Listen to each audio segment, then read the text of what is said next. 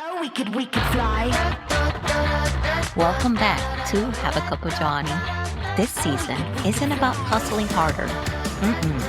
It's about coming home to yourself, to your voice, to your breath, to the quiet truth that you're still here and you're not starting over. You're starting again. This is your space to reflect, reset, and remember who the hell you are. So pour your cafecito and let's begin.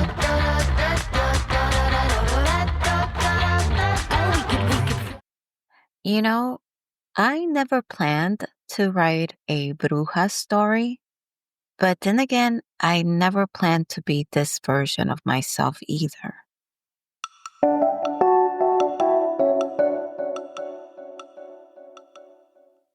This very first Wednesday of May, we're kicking off a new podcast series called The Why Behind the Bruja.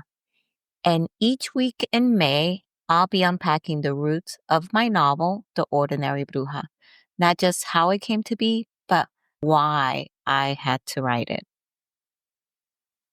So, are we ready?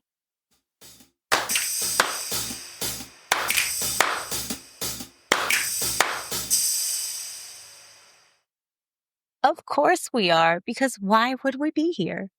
Let's go. All right, so let me paint the picture for you all. It's 2020, pandemic lockdown. I am running out of things to do.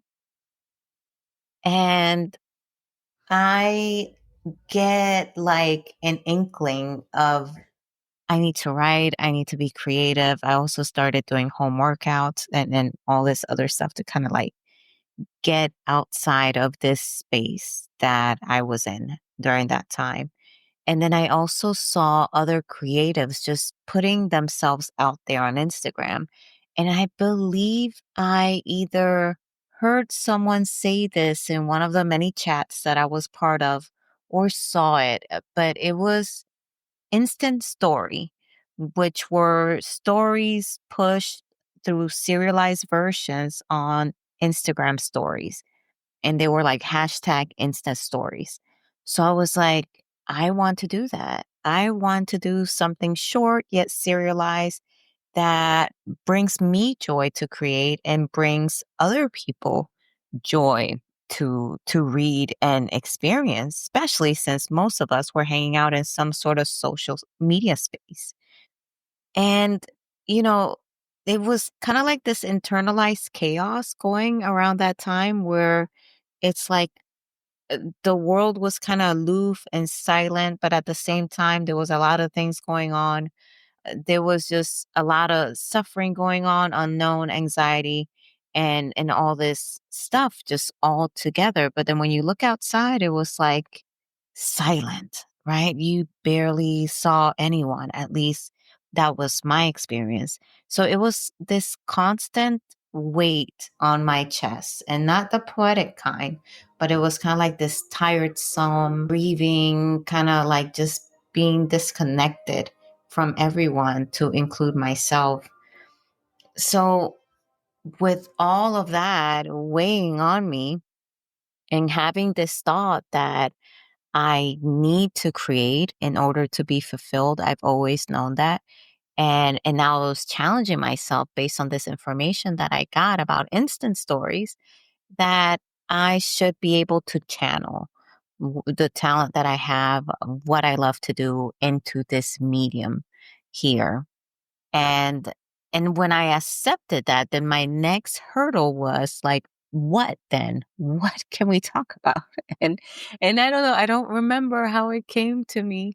It was probably during a shower moment or something like that, as it usually happens in the shower, driving. But back then I wasn't really driving because we wasn't going outside. So it had to have been in the shower. And and I was thinking about what would it be like when all of this was over, right? When the quarantine was over, we were able to get out into the house, out of the house, I'm sorry. And I just had this vision of this Latina bruja, curvilicious Latina bruja, full curls, just coming out of this cottage on the hill, which she's been holding up on. She is grieving. Her mother had died. She had lost friends, as a lot of us, went through that that grieving of losing people that we love, but also losing connection as well. So she's coming out kind of like this alien, just really not connected to anything, but being connected to the earth, the sun shining on her, the ground she was walking on, and all of that, but not really connected to her community or to the world. And little by little, I got to know this bruja, and I got to know that she was Marisol, who was eating comfort food and avoiding people, something that I was doing. And Marisol didn't want to emerge from her pandemic cocoon, to be completely honest.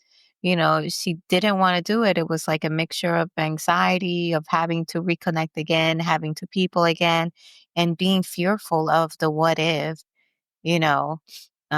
What if she was not careful and she came across somebody, and hurted them or passed something on to them, and all of that. So it was like so many worries, so many fears that waited on her, that she was hiding. And while she could come out, she was still anxious about it.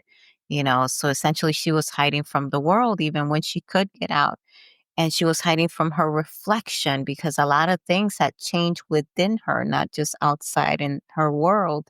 So she hadn't come to face those things just yet. So the idea of being seen for Marisol was really anxiety ridden. She was very scared of that. And in real life, so was I.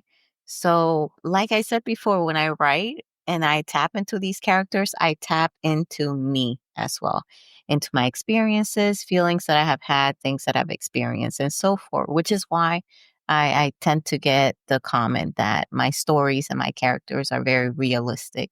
Even though it is a fictional story, the Ordinary Bruja is very fantastical. None of those things are real, but the feelings and the characters and the things that they go through are very real because I felt them. And I add those, I link them, I interlace them into the story and into what the characters are feeling. So each day I wrote a little more, and I found out very quickly that the the canvas for the Insta story is kind of small.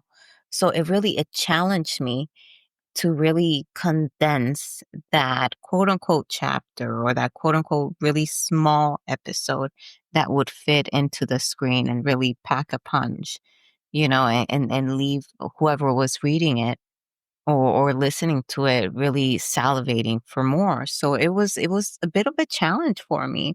Around that same time as well, I started writing on Wattpad. So I've said it before, if you go in there, you're gonna see some of my earlier writings.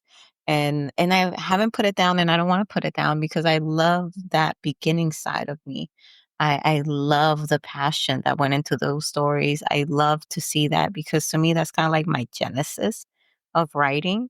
And it shows me how much my writing has evolved while still having that core there, that passion there, that essence that is me still there, which you can see from then until now.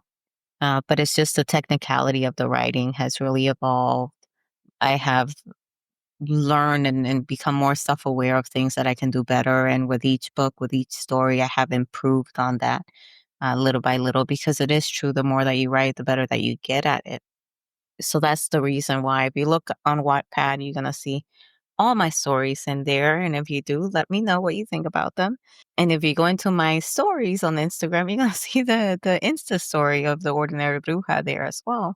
Yeah, each day I wrote a little bit more, and the story unfolded. Back then, like I am now, I was a discovery writer, which means that as I write, I get to know the character more, I get to evolve the story more, and so forth.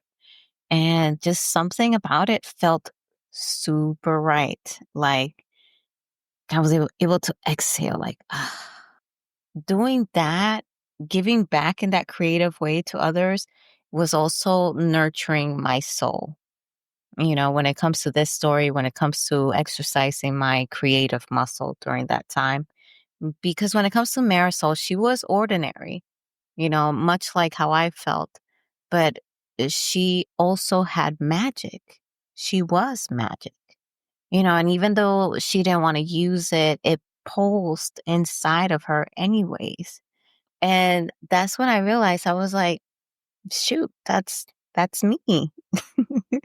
She was hesitant, she was guarded, she was soft in places. The world wanted her to be hard.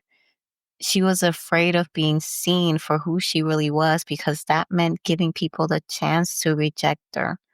And that is hard.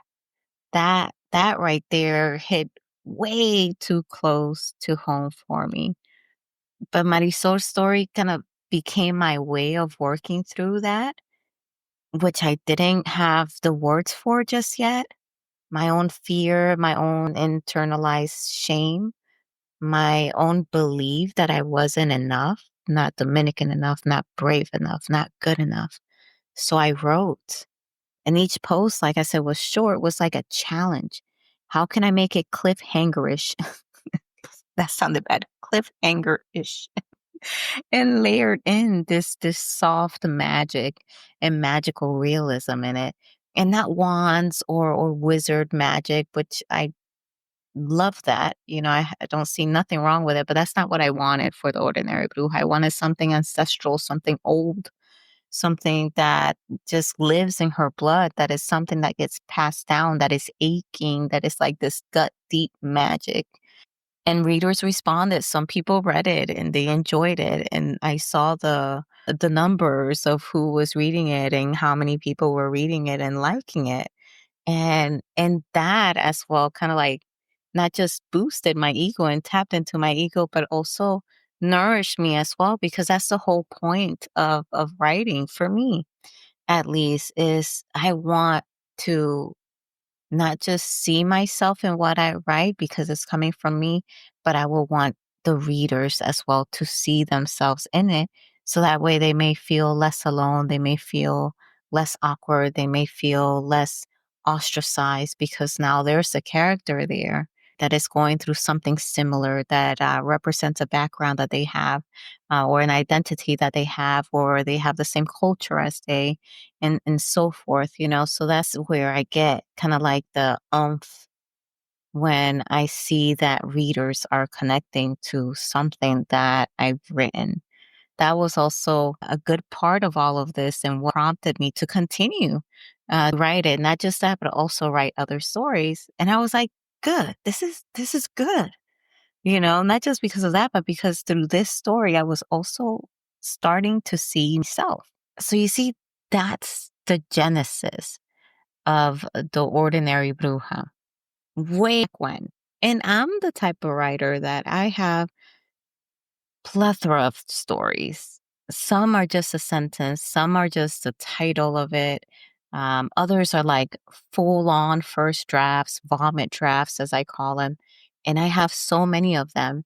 And at any moment when I'm like almost finished with one, I go through this Rolodex of stories that I already have and tap into any one of them and start rewriting it. And I have not run out of any of those stories. I have not had the need to create anything new because I already have so many to work off of, because all these years before I started writing seriously, I want to say 6 years ago, I've been writing through just passion. Passion was what fueled me before, and I was just writing just to write whatever. And a lot of those things from way back when, I've come to find out that they're kind of timeless and they still hold some weight right now. And all I have to do is continue to write it, to mold it, that story, and develop it a little bit more. And they have turned out to be books, just like the Ordinary Bruja, just like another series that I'll be working on after I'm done with the Ordinary Bruja. Mrs. Franchise will ring. I don't know if y'all heard me. That was like 20 drafts at the very least. It was a story written a while back. And it was something that I just kept rehashing, and going through different versions until it became the final version that I published. So these stories that you see, I had them in my drive for quite a long time. And for whatever reason, witches have always been kind of like in my purview, in my kind of like rear view mirror always. So it was always something that I've used, that motif per se of witches, of ancestral magic, of some sort of magical power has been something that I use in my main characters a lot. So I have quite a few of those. But I want y'all to read this new version of The Ordinary Bruja because I'm just giving you the genesis right now.